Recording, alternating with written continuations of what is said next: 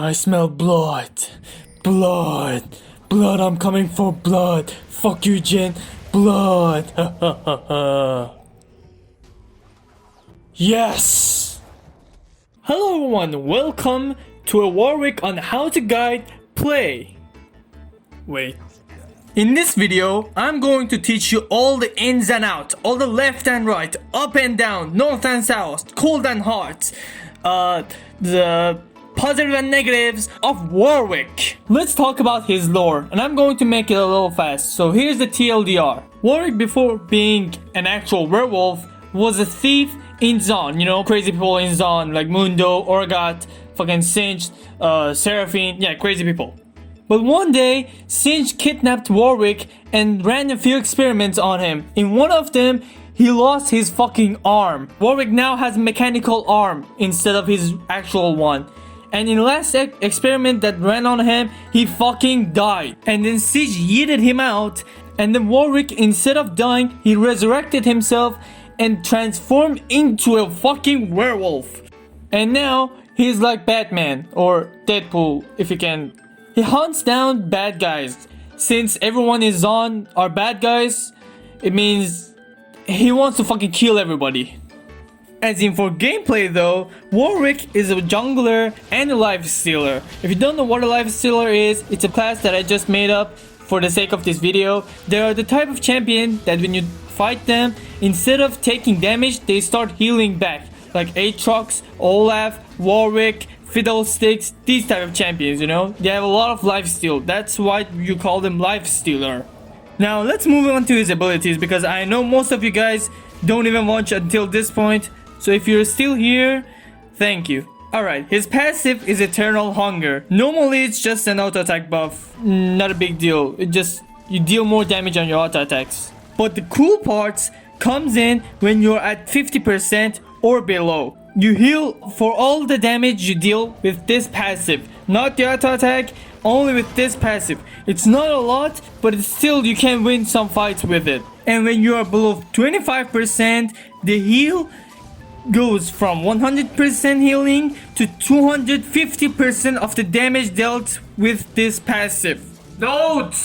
The damage is magical and it does not affect turrets. I repeat, it does not affect turrets. Don't try it. Alright, let's skip the Q and go for W, because his W and the passive match perfectly. His W is called Blood Hunt, and it mainly has two passives and an active. The first part of his passive is when enemies gets below 50% HP, you will smell his blood and you will get movement speed when following the path toward him, which is actually insanely fucking cool.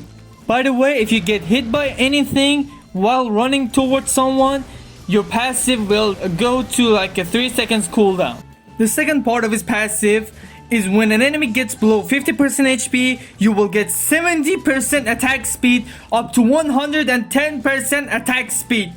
And if you thought that's good, well, the effect of these two passives will increase up to 250% more when the enemy is below 20%, which is fucking amazing. I might have shouted a lot in this video. So if you calculate that, that's 70% attack speed up to 170% bonus attack speed in level 1. That's right, level 1, no runes, nothing else, just the W alone. While when you use the active, it's just an activable, the first passive. It's like the bonus movement speed on your enemy. Doesn't matter how low they are, if you press it and they are in the radius, you will smell them. It's good for ganks and only that. Notes for W. If the enemy jungler gets below 50% HP without your team attacking him, the first passive will not activate. I repeat, it will not activate. Note number 2. The W has a long cooldown, but it will get 2 times faster when you don't hunt anything. Whew, okay, that was a long W. Alright, back to Q. You bite them. That's it. That's it. That's moving on. The Q is you bite the enemy, dealing max health damage and magic damage, and healing back depending on how many level points you put on the ability. The more damage you do with this Q, the more heal you're going to get back, because it scales instead of just a flat heal.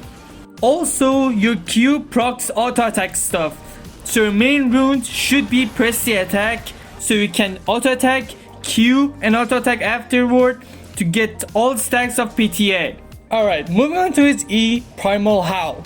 And this has 2 actives. The last one had 2 passives. This shit has 2 actives. On your first cast, you take a deep breath, and in that state, you take percentage less damage. And then when you reactivate the ability, you will fear your enemies for 1 second, which is great for both ganking and dueling. The only hard part of this passive is that should you activate the fear or not, and it's actually pretty easy to explain. So when you want to gank someone and they're running away from you, you should Q and get behind them and then activate your fear, so you have a great CC for ganking.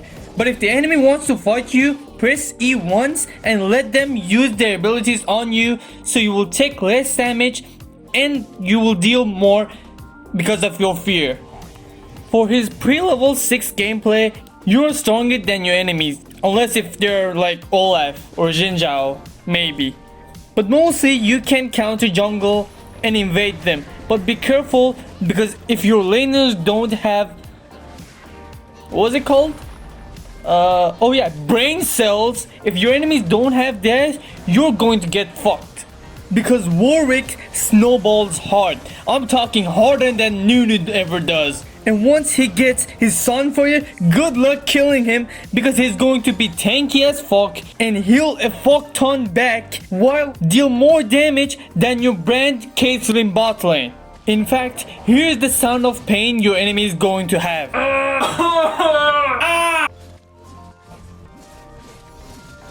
But you may say, oh dude, didn't you say that if I attack him while his W is up, I can remove his movement speed? Which I say, yeah, but his ultimate, Infinite Duress, is Warwick's ult. When cast, Warwick leaps into the air, suppressing the first champion it touches for 1.5 seconds, dealing magic damage and healing for all the damage you deal with his ult alone. Note: your ult has 167, that's a weird ass number. Bonus AD scaling, meaning if you have I'm not going to talk like that anymore. Meaning if you have 150 AD at max rank, that will deal 775.5 AD with your ult alone. Not talking about the runes, not talking about the items, just pure damage with 150 attack damage, which you will have. Also remember, when you get CC'd while ulting someone, the channel ends and you will most likely die afterward. Also, your ult deals on-hit stuff for 3 times, meaning, again, PTA is the best rune for him. And screw that all mumbo jumbo damage and bullshit. We are here for the main reason you and all love this ult. The best part of his ult is that the range of it scales with 250% of your movement speed for the last 2 seconds. So when you use your W to follow someone, your ult range will increase based on how much money you spent on your movement speed items. Like I said 2 fucking times, you're going to pick press the attack as your main rune and this stuff. However, this rune is my own personal favorite and it focuses on chasing and sticking to your target. But you can go for more damage and sustain rune with this or whatever the fuck you can find on the internet.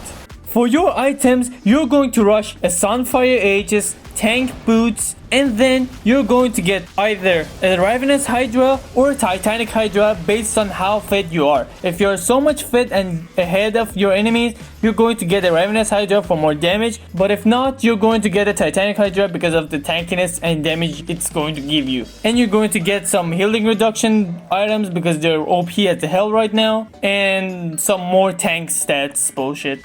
And yeah, that's it. Hold on, don't leave. If you came to this far, I want from you to go down in the comment section and type fuck you.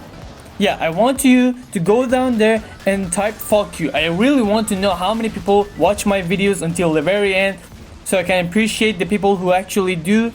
And thank you for all of you guys for watching this. I will upload more. A lot more. And yeah, share this fucking video.